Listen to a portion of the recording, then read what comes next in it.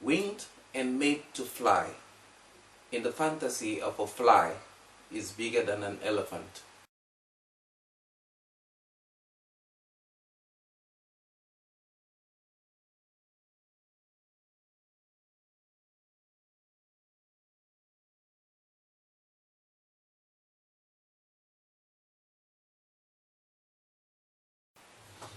Hi there and welcome to my poetry corner. I am Arrey Ivo and I shall be reading to you a poem called Ndongo. The 50s, 60s and 70s did bring joy to many playful girls. Bashful of boys but happy to jump and splash in the pools of the blushful Ndongo. They that left school abandoned their plates of rice and stew, or coquille and plantains, to stain the great pools with their innocent chatter and racing laughter. They that dodged from sleeping parents tiptoed from the backyard, only to enjoy the perfume, the greenery, the rushing currents of the blushful Ndongo. Yes, they that abandoned younger brothers and timid younger sisters to bathe in the sweet pools. The 50s, 60s, and 70s were a sublime, so serene, for many shrouded with waters of Ndongo. Now into women and leaders, they girls have grown. And many as parents now counsel lakes of children on how to grow. Their many children may sometimes wonder how their lot came to know their watery sport, unaware that their tricks of today were also acted on the stages of yesterday. Even though Ndongo has lost its majestic size, her timid currents still speak of big stories and unexploited histories. So this poem is talking about a watery mass, a river. Ndongo is in Tiko in the Fako division of the southwest region of Cameroon, and in the 60s and 50s and 70s this water provided a lot of happiness to a lot of girls and even some boys who were going there to bathe. And it is the stories from their experiences that influenced me in writing this story in this poetry. So I'm going to be giving you a picture of this experience and their experiences in order to get a full understanding of how that water has impacted on the happiness of many generations and how it impacted in the lives of those who lived at that time. The 50s, 60s and 70s did bring joy to many playful girls, bashful of boys but happy to jump and splash in the pools of the blushful Ndongo. So we have a picture that the girls who went to this place were bashful of boys, which shows that they were immature girls who were going there strictly for the pleasure of the water and the happiness that came from swimming at the river. And that is the introduction, and we get now that the era was the 50s, 60s and 70s. So we are now linked to geography and also to the actors on the stage. So the next stanza, which is quite long and continues right to the end, now gives us a picture of in detail of the actors, what they did or what they abandoned to come and bathe in Ndongo.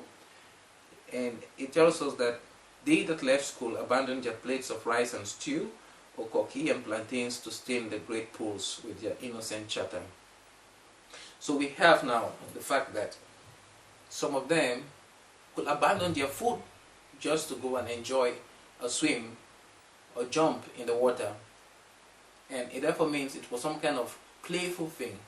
Now we have a lot of places that children can go. Some can go to the park, some can go to probably a botanic garden, some can watch TV, some can watch cartoons, some are even connected on Facebook and other internet social sites and so on.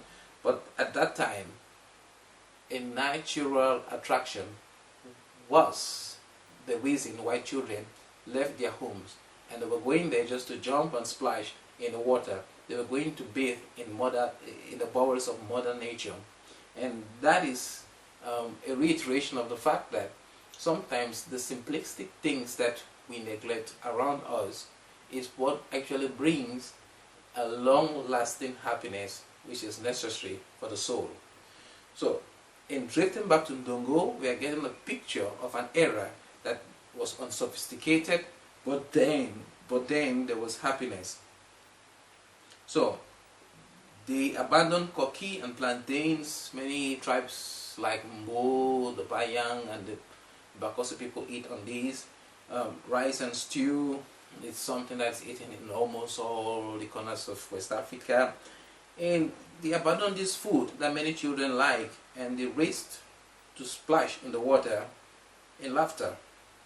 These that dodged from sleeping parents, probably they were parents too, who were saying, this going to Ndongo was absolutely too much, and therefore certain children were grounded. But when the parents went to sleep, they were the children, the mischievous children, who tiptoed from the backyard only to enjoy the perfume, the greenery, the rushing currents of the blushful Ndongo.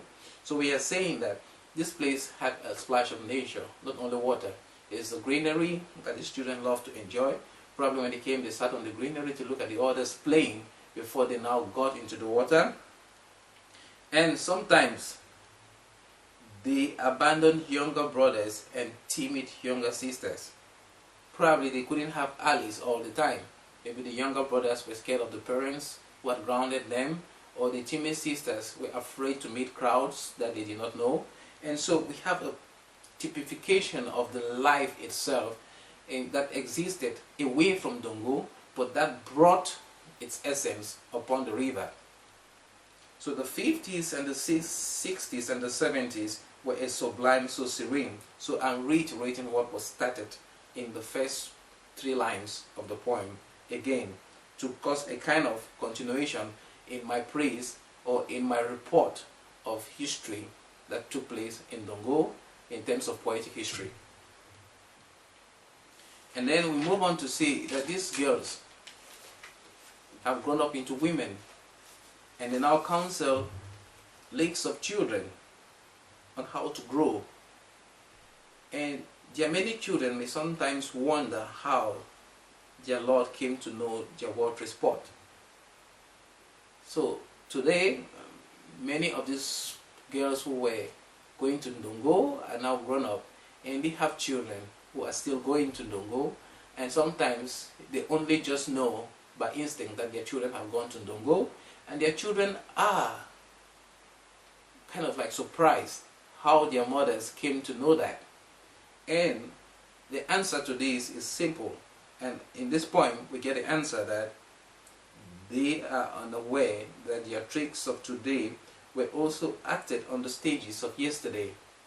So many of the times we forget that the things we are saying probably have been said, or the things we are doing have also been done, just because we look at ourselves as modern, or we find ourselves in a position of decision making. And sometimes it's also giving us the impression that we know a lot, and it is this illusion that gives us some kind of false courage sometimes to act wrongly. So this poem is a kind of corrective poem that helps to make people, contemporary people, modern people, to reflect about their state.